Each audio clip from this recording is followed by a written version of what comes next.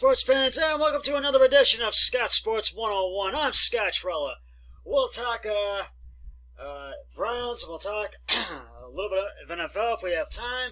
We'll talk Cavs, we'll talk Tribe. But first, here is today's Scott Sports 101 trivia question. Who was the MVP of the 2010-2011 NBA regular season? I will have the answer later in the podcast. Well, the Browns' search for a new head coach continues. The Browns interviewed Eagles defensive coordinator Jim Schwartz today, Schwartz has a legitimate shot at the head coach job, and it wasn't just a token interview, league sources say. Even though Schwartz, 53, didn't surface as a candidate until Monday night after 7 others had been confirmed from the lineup, he's as serious a candidate as the others. The 6th candidate interviewed, he brings head coaching experience and a love of analytics and tough-mindedness, and a history with the Cleveland Browns, where he started his career in '93 as a scout under Bill Belichick. Now, Eagles head coach Doug Peterson believes Schwartz, who joined him in 2016, is ready for his second head coaching opportunity after a 29-52 record with the Detroit Lions from 2009 to 2013, and including 0-1 in the playoffs.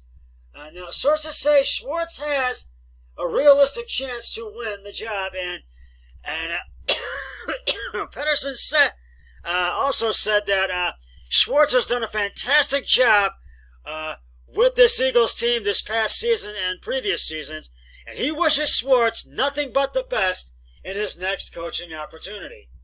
Now, the Browns have 2 more interviews lined up this week. Tomorrow, they will interview Minnesota Vikings offensive coordinator Kevin Stefanski, and who really has done a fantastic job with the Vikings this season as they rolled over New Orleans last week, and a couple years ago when they were in the playoffs, and the Browns will, and then on Friday the Browns will interview Patriots offensive coordinator Josh McDaniels, and that will be in Cleveland. The one with Stefanski will be in Minnesota tomorrow, but the McDaniels interview will be right here in Cleveland, and a lot of people say are leaning toward. There are a lot of people saying Josh McDaniels, but I think a lot of people, because I've seen 15 comments on this in an article with Jim Schwartz on Cleveland.com, I think a majority is leaning towards Jim Schwartz as the next Browns head coach. And I will keep you posted on this, and so stay tuned for further updates on this as this coaching search progresses on. Now, this weekend, Saturday and Sunday, we have the NFL Divisional playoff round coming up. And speaking of which, I just mentioned the Vikings, Kevin Stefanski, but the Vikings will collide with the 49ers at Levi Stadium. And kickoff for that is at 4:35 p.m. on NBC. And I'm going with the 49ers to win that one, because I do believe they're playing at home, and the Niners are tough at home. But you can't rule the Vikings out. But I don't think it's going to go the Vikings' way, and I really think the 49ers are going to have the edge in this one, and so that's why I'm going with the Niners on this one. And then on Saturday night, the Tennessee Titans and the Baltimore Ravens will collide at M&T Bank Stadium in Baltimore, Maryland. And you can't rule the Titans out by any means, but the Baltimore Ravens have been the most successful team in the AFC this year. And who is the legitimate hottest quarterback in the AFC? Lamar Jackson. Which is why I am going with the Baltimore Ravens to win this game. And I feel they will have the edge in this game, and I don't think it's going to go the Titans' way. I don't see the Titans beating the Ravens, but can't rule out the Titans in any way, so anything can happen. And we'll see what happens. The kickoff for that one is Saturday night at 8:15 p.m. on CBS. And then on Sunday, the Houston Texans will, and the Kansas City Chiefs will square off at Arrowhead Stadium in KC. And I feel, although the Texans had a good game against Buffalo last week, this is going to be a challenge for them playing KC.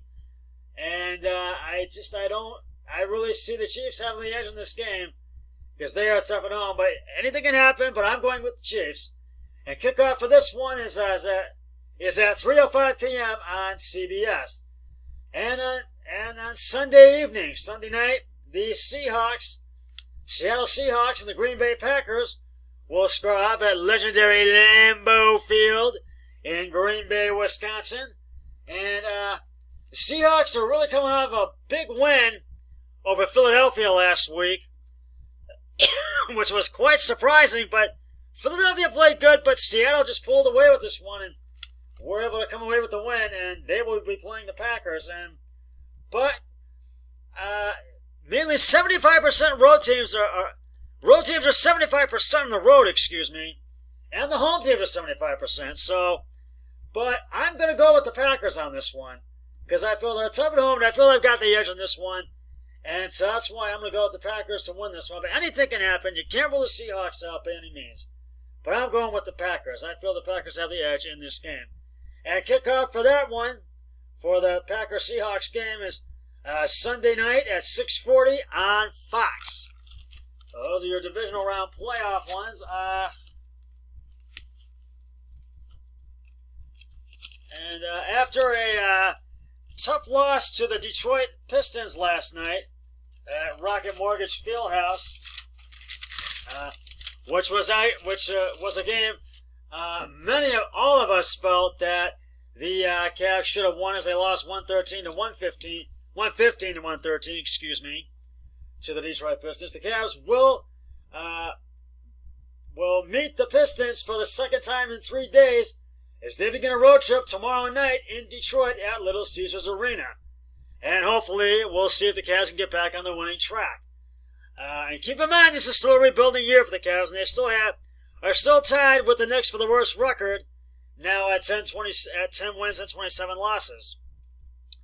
And tip-off for this game tomorrow in Detroit is at 7 p.m. on Fox Sports Ohio. We'll talk Tribe in just a sec, but first, it is time now to reveal the answer to today's Scott Sports 101 trivia question. Who was the MVP of the 2010-2011 NBA regular season? And if you said Derrick Rose, you are correct.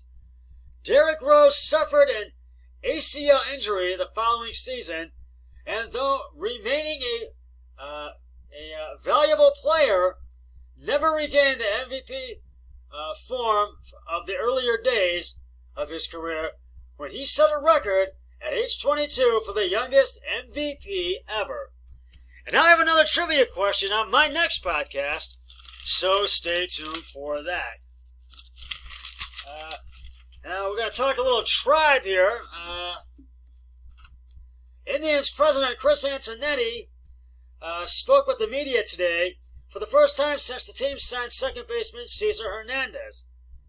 Now the conference call was supposed to be about their newest infielder, but their best player stole the show, and I'm of course talking about Francisco Lindor. That's who I'm talking about.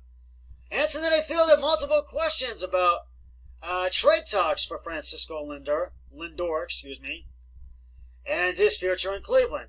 He wouldn't elaborate on specific negotiations, but he made it clear that he thinks and believes that Lindor will be a member of the Indians organization in 2020, and he also believes that Lindor will most likely be back with the Tribe this season and will be the Tribe shortstop on opening day and for the rest of the season.